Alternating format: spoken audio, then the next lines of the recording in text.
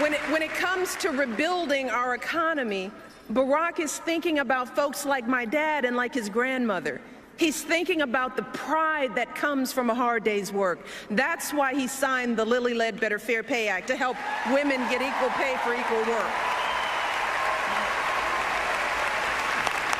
That's why he cut taxes for working families and small businesses and fought to get the auto industry back on its feet. That's how he brought our economy from the brink of collapse to creating jobs again, jobs you can raise a family on, good jobs, right here in the United States of America. President Obama is giving us, quote, jobs you can raise a family on. Tom?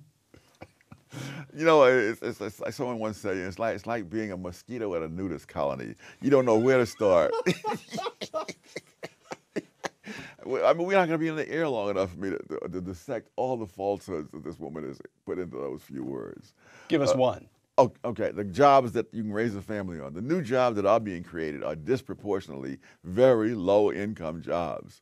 So I don't know how you're going to be raising a family on minimum wage type jobs or flipping hamburgers at McDonald's.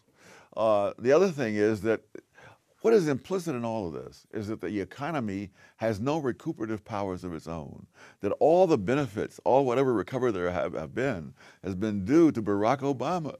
It's like the scene of Genesis where he's breathing life into the clay of the economy. That's it. That's it.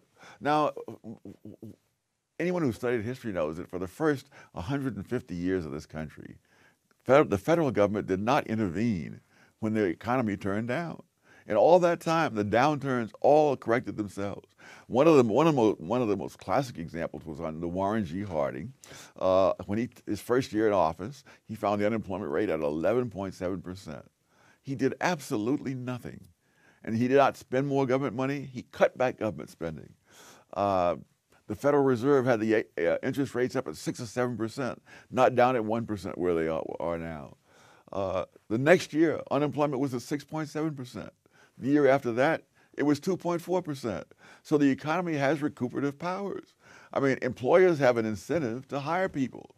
Workers have an incentive to get jobs. Lenders have incentives to lend. They don't need somebody in Washington trying to micromanage all of this. Your argument is not only weak form of the argument. We don't need Barack Obama to breathe life into the economy because it'll recover on its own sooner or later. If Barack Obama stays out of the way. That's what I'm saying. The strong form of the argument is Barack Obama's actually been holding it down. No question. I mean, there's never been a recovery other than that of the Great Depression of the 1930s that took so long. Under Ronald Reagan, in the early years got up to 9.7% annual unemployment. He did absolutely nothing. The media went crazy. The unemployment came down, and it kept right on coming down. Right. All right. So common sense, use your head. One common sense question is, what went wrong? How did we get into this mess in the first place? And Bill Clinton, once again at the Democratic National Convention, explained the answer. Yes. In Tampa, the Republican argument against the president re-election was actually pretty simple, pretty snappy. It went something like this. We left him a total mess. He hadn't cleaned it up fast enough, so fire him and put us back in. The Republicans created the mess. This shows that Clinton is truly a masterful politician. And to be a masterful politician, you have to have a lot of brass. And it takes an incredible amount of brass for Bill Clinton, who was the biggest factor in creating the housing boom that led to the bust that brought down the whole economy. It was during the Clinton administration that the federal government forced lenders to change their lending standards, which had been in place for decades and had made real estate one of the safest investments around. Bring those standards down in order that they can get the numbers that they want for low income, minority, et cetera, mortgage applicants. Barney Frank, the ranking Democrat on the House committee that oversaw Freddie Mac and Fannie Mae, said, quote, "I'm willing to roll the dice on Freddie and Fannie," meaning he'd be willing to take the chance that the standards were being brought down too low. More than that, Attorney General Janet Reed under Clinton threatened lenders with legal action from the Justice Department if their numbers, in terms of groups and income levels of people who were approved, didn't fit her preconceptions. HUD under Clinton made lawsuits against lenders, charging them with racial discrimination based solely upon statistics. So Tom, give me for the layman a 3-sentence summary, a soundbite kind of summary of what caused the mess we're in. It was not a failure of the market. It was a failure of the government forcing people to lower the lending standards that had existed for years. And they said, well, the problem was blamed on greed. You don't satisfy greed by lending to people who can't pay you back. All right. You insist once again that if we base this election on the facts, the Obama administration would be, quote, doomed. But listen to President Obama himself, last clip from the Democratic National Convention. If you believe that new plants and factories can dot our landscape, that new energy can power our future, that new schools can provide ladders of opportunity to this nation of dreamers, if you believe in a country where everyone gets a fair shot and everyone does their fair share and everyone plays by the same rules, then I need you to vote this November. All right, new plants and factories, new energy, new schools, and a fair shot. What's wrong with that? I wonder if the fair shot includes the taxpayers. But we've had factories before there was Barack Obama. Hard as that is to believe, you know, and we've had less of it since he came in. Okay, Tom. So let me ask this question, which is politically incorrect, which makes it all the more important to ask. Some component of the voting public voted for him last time around as an act of national expiation because they felt. And I frankly, I could feel it myself.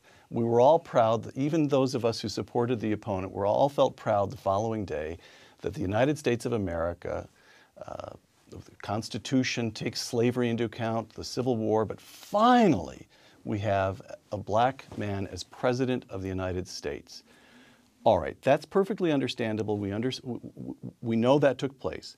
4 years later, what about the argument that it is so important for him to get this right, so important as a continuation of this national act of expiation and healing and so forth, that in some way it's only right to give him, frankly, more slack than you might. Affirmative action for president. Well, there you go. I suppose that's what it amounts to. I guess you don't buy that one. Well, when you realize that the President of the United States has the lives of 300 million people in his hands, he has the future of Western civilization in his hands. He has the freedom that has been inherited over the centuries in his hands, and he's already starting to dismantle that. I really don't think it's a question of any individual, whoever's in the White House, being cut any slack. The last thing you need to do is cut slack to people who have power over 300 million other people. Tom Sowell this past summer, quote, "The America that has flourished for more than 2 centuries is being quietly but steadily dismantled by the Obama administration," close quote. Now you note the way the Obama administration has used executive orders to waive provisions in the No Child Left Behind Act and to repeal, your word, the legal requirement that welfare recipients must work. He's the president, Tom. Doesn't he get to make adjustments in this law or that law?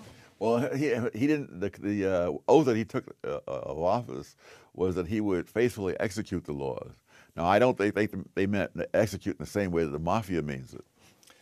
Thomas Sowell on Obamacare, quote, "Obamacare imposes huge costs on some institutions, while the president's waivers exempt other institutions from having to pay those same costs. The law says you've got to do this, and over here we have the Secretary of Health and Human Services granting a waiver to this person or that entity, or this waiver's taking place over here."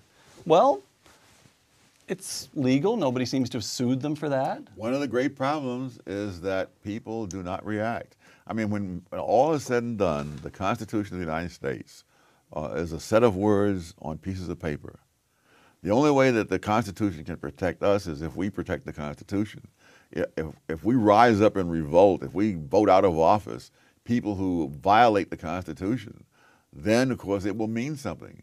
If people can do this, say a few pretty words, and we say, oh well, then the Constitution will, over time, erode to the point where it will mean absolutely nothing. There'll be nice words on paper, but people with power will just do what they feel like. What about those 9 people in black robes who sit on the bench across the street from the United States Capitol? Isn't it the job of the Supreme Court of the United States to defend the Constitution? It is, but they alone can't do it. And more importantly, if Obama gets reelected, he's probably going to have 1 or maybe 2 more members to appoint.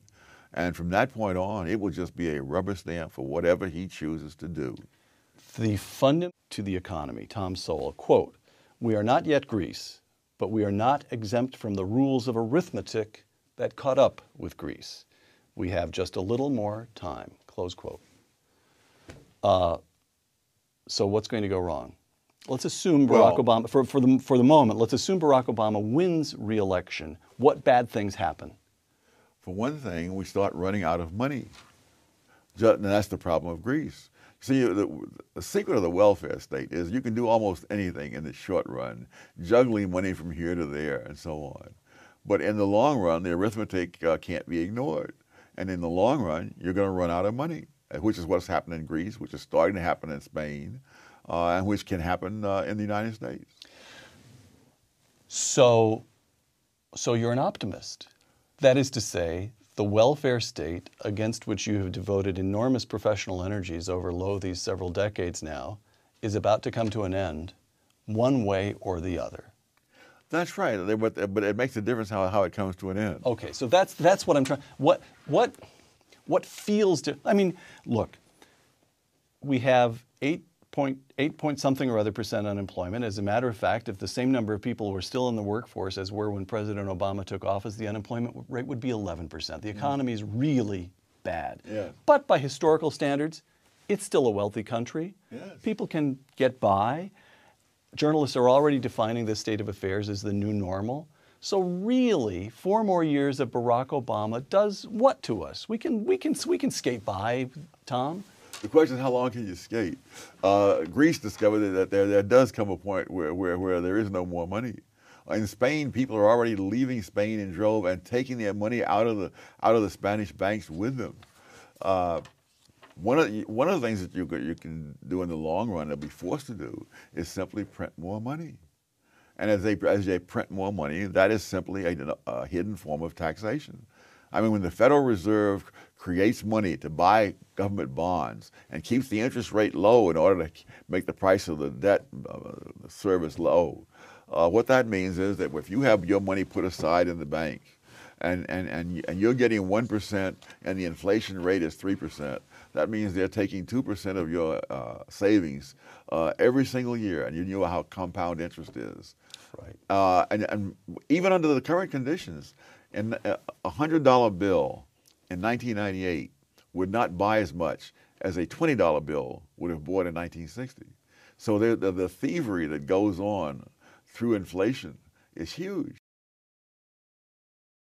The Republicans, I think, have the notion that because so many people are unemployed and on food stamps, that is a negative for Obama. Franklin D. Roosevelt was elected in a landslide after having an unemployment rate higher than Obama's. There was not a single month in the first term of Franklin D. Roosevelt when unemployment was not in double digits. And in a number of months, the unemployment was over 20%. And he won the biggest landslide in American history. So there's the people who think that the economy is the key, that you can't win if your unemployment is 8%, forget it.